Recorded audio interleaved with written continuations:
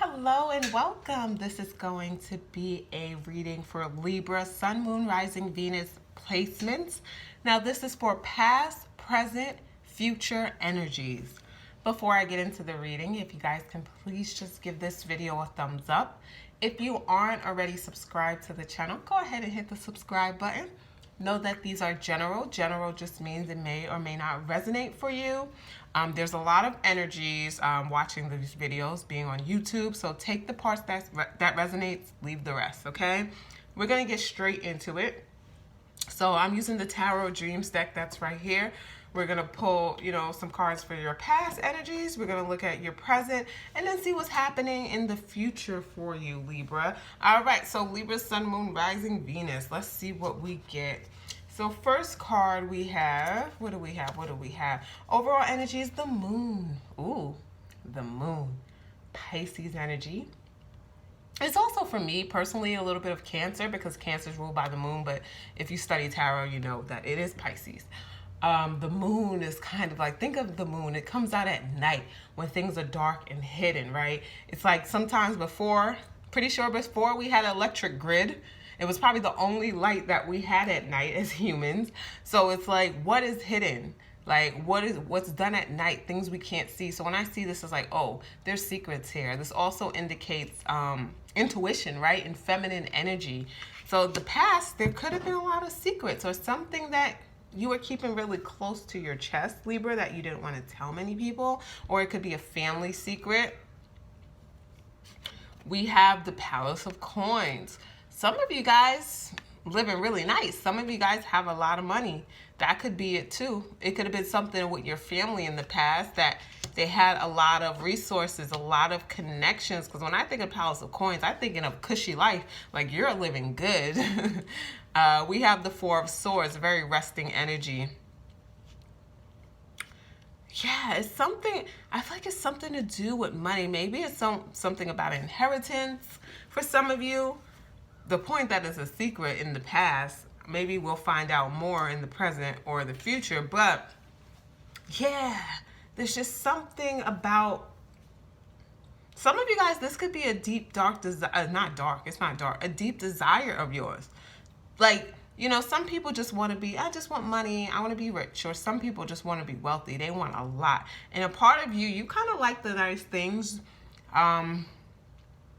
So for you, you can play, maybe in the past, you would kind of like downplay the importance of money to you, or downplay the importance of, like, for you, because you didn't want to come off as maybe materialistic or superficial. But if that's your thing. So part of you, that could have been it in the past. You're like, I really like nice things. And maybe you kind of held that back from people. You didn't want to come off as superficial. So that's something in the past. Hopefully that's changing. You're okay. I mean, if you work hard for it and you make your money, listen, you put the work in. Enjoy it. So let's see how your present energy is lining up, folks. So we have the Three of Cups, okay? Three of Cups could be, I like Three of Cups here. I'm getting really festive energy. Like, even when you see like the mask, I think of a masquerade party. Could be a coming together of sorts. Also, it can indicate a reconciliation. But with the Three of Cups, I'm getting very festive vibes. So Libra, I'm trying to think. It's not your season. I'm doing this for the next 2 weeks. So I'm like, this isn't your season or anything. So it's like weird to see that you guys are partying a lot, unless you have a lot of Aries friends. We do have a full moon in Libra that's going to be coming up, so that could be that energy also. We have the Sun Leo energy for Libras, and we also have, the Five of Swords. How is this Five of Swords coming in to mess up such a good time? Because Sun is the happiest card in the deck. It's being optimistic. Five of Swords. Are you going to take off the mask, Libra? Are you going to show up as you? And I'm not saying that in a negative way. I'm not saying you guys are fake.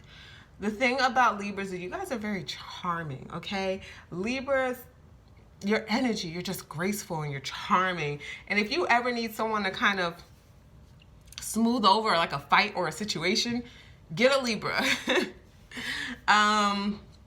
But I feel like you're going to speak up more.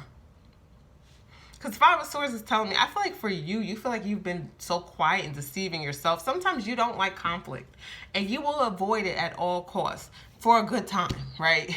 Good time. Three of Cups, Sun card. Even in relationships, like you don't, like, you can get stuck in something, like, because the person you're dealing with, it's like, oh, I don't want that. I want this. And you will sometimes put their needs in front of yours. But that, I feel like in the present, that's changing. Because you realize you really let some a-holes do some things. Like, you let them get over a bit. Like, Five of Swords is telling me there's some sneaky player energy. Some of you guys, like, in the present, be like, yeah, you're giving me player vibes, or you're giving me F-boy vibes, and I know what those vibes are, and I fell for it before. I used to fall for it, but I don't think you're gonna fall for it as much. You're like, I take people at face value, yes, but let's see how they are. Yes, you're optimistic. You believe there's, good people out there, but deep down, I gotta watch for the and you don't want to be tied up in that. So also for you, it's you showing up with your true face, also your true self, so you can attract someone that's also that way. And you realize sometimes you're like, okay, people are mirroring me, so let me see how this will work out if I change me, and then see how that goes, right?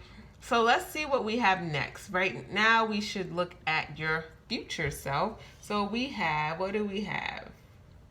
You have the King of Wands. King of Wands is Leo, right? It is fire. It is Sag, Aries. I love this leadership energy. Some of you guys are going to become a leader.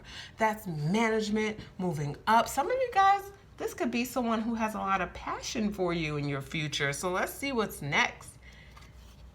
We have the World, fixed energy, right? Aquarius, Taurus, Leo, Scorpio, fixed energy, right? This is completion, usually successful completion of some type of project or a lesson learned. It's usually positive though. It's the last card in the major arcana. The thing about this card is it's not like I learned my lesson, I'm gonna do it. It's like I learned my lesson and I'm not gonna do this again. Or this is like when you ever see these couples get together and break up, get together? It's like that final, either they're going to stay together or they're going to break up forever. Like there's no back and forth. I completed this cycle in my life. So there's a completion of a cycle in your future. And the Whale, Jupiter energy. Now these are two major arcana. So these are some life-changing decisions. Some of you guys, is when it comes to a King of Wands. In your future, is this karmic relationship, right? Because Whale could be karmic. Or is this something that's long-term? For some of you guys, I feel like you may be in your future with this King of Wands may not be long-lasting. And you know that. Even if you care about this person, even if you have a lot of history, your future is telling me there's going to be a point where you're going to clock out. You're just over it. It's like I'm back on this roller coaster and I'm tired of it. So, yeah. But that is your reading. I hope you guys enjoyed. Once again, if you can like this video, subscribe to the channel, and I hope you guys have a great day. Bye.